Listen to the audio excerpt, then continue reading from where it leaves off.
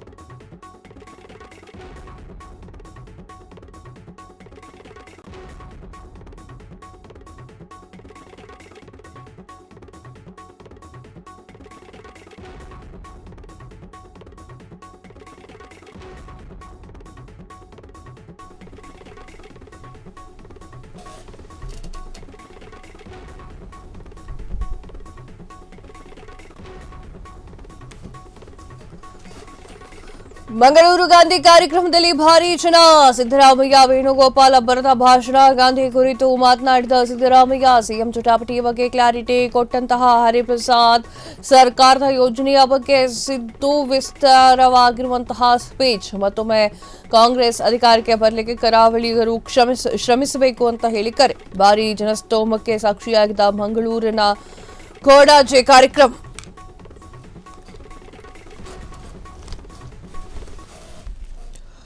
ಮಂಗಳೂರಿನಲ್ಲಿ ಮುಖ್ಯಮಂತ್ರಿ ಸಿದ್ದರಾಮಯ್ಯ ಅವರು ಎಐಸಿಸಿ ಪ್ರಧಾನ ಕಾರ್ಯದರ್ಶಿಯವರು ಕೆಸಿ ವೇಣುಗೋಪಾಲ್ ಅವರು ಭೇಟಿಯನ್ನ ಮಾಡಿಕೊಂಡಿದ್ದಾರೆ. ರಾಜಕೀಯ ವಿದ್ಯಮಾನ ಕುರಿತು ಚರ್ಚೆಗಳು ಕೂಡ ಇದರ ನಡುವೆ ನಡೆದಿದೆ. ಇನ್ನು ಗಾಂಧಿ ಒಂದು ಕಾರ್ಯಕ್ರಮದಲ್ಲಿ ಚೆನ್ನಾಗಿ ಸ್ಪೀಚ್ ಅನ್ನು ಕೊಟ್ಟಿರುವಂತಹ ಸಿದ್ದರಾಮಯ್ಯ ಅವರು ಸಾಕಷ್ಟು ವಿಚಾರಗಳನ್ನು ಮಾತನಾಡಿದ್ದಾರೆ.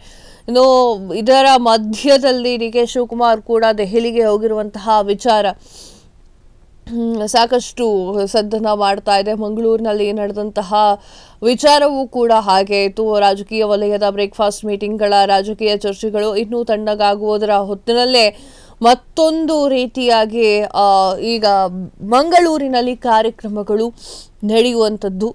ಸೊ ಈ ಕಾರ್ಯಕ್ರಮದಲ್ಲಿ ಮಂಗಳೂರಿನಲ್ಲಿ ಸಾಕಷ್ಟು ವಿಚಾರಗಳ ಬಗ್ಗೆ ಸಿದ್ದರಾಮಯ್ಯ ಅವರು ಮಾತನಾಡಿರುವಂಥದ್ದು.